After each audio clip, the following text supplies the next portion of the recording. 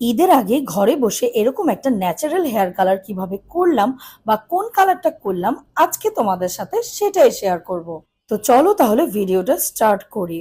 Lira import থেকে আমি এই কালারটা পারচেস করেছি। এটা হচ্ছে জিকে হেয়ার কালার। তো আমি ভিডিওতে দেখিয়ে দেব এই কালারটা আমি কি প্রসেসে অ্যাপ্লাই করলাম। তো প্রথমেই কিন্তু এই ক্রিমটা একটা প্লাস্টিকের বাটিতে আমি পুরোটা নিয়ে নিলাম, কারণ আমার চুলের লেন্থ একটু বড়। যাদের ছোট চুল আছে তারা কিন্তু হাফটাও ইউজ করতে পারো।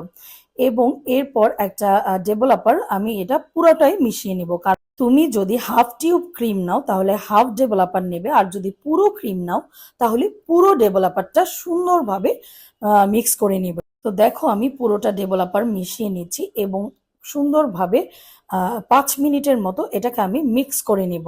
ক্রিম আর ডেভেলপার মিক্স হয়ে যখন একটা ক্রিমি আঠালো টেক্সচার এসে যাবে তখনই রেডি হয়ে যাবে এই কালারটা। কিছুক্ষণ রেখে দিব কালারটা গুলিয়ে। এরপর আমি আমার হেয়ারটাকে খুব সুন্দরভাবে আঁচড়িয়ে নিচ্ছি। দেখো আমার চুল কতটা রাফ হয়ে গেছে।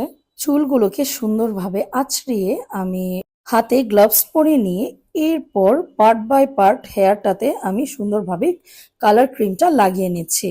তোমরা চাইলে হাতে পরিষ্কার পলিথিন পেঁচিয়ে নিয়েও সুন্দরভাবে চুলটাকে কালার করে ফেলতে পারবে। সো চুলের অপর পাশটাও আমি সুন্দরভাবে কালার ক্রিমটা লাগিয়ে নিচ্ছি।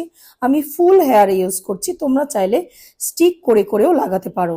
এখন আমার কালার ক্রিম লাগানো শেষ হয়ে গেছে। আমি কি করব, এটার উপরেই চুলগুলোকে আঁচড়ে নেব। একটু কষ্ট হবে আঁচড়াতে, কিন্তু আস্তে আস্তে তোমরা পুরো চুলটাকে সুন্দরভাবে এভাবে আঁচড়ে নেবে, তাহলে পুরো চুলে কালারটা স্প্রেড হয়ে যাবে। এন্ড এরপর আমি 1 ঘন্টা রেখে এরপর চুলটাকে ওয়াশ করে নিয়ে হেয়ার ড্রায়ার দিয়ে ড্রাই করে নিচ্ছি। প্রথম দিন কিন্তু হেয়ার ওয়াশ করার সময় কন্ডিশনার, শ্যাম্পু এগুলো লাগানো যাবে না। পরের দিন তুমি চুলটাকে শ্যাম্পু করে নিবে। তো এই তো হয়ে গেল ঈদের আগে আমার ঘরে বসে সুন্দর একটা ন্যাচারাল হেয়ার কালার।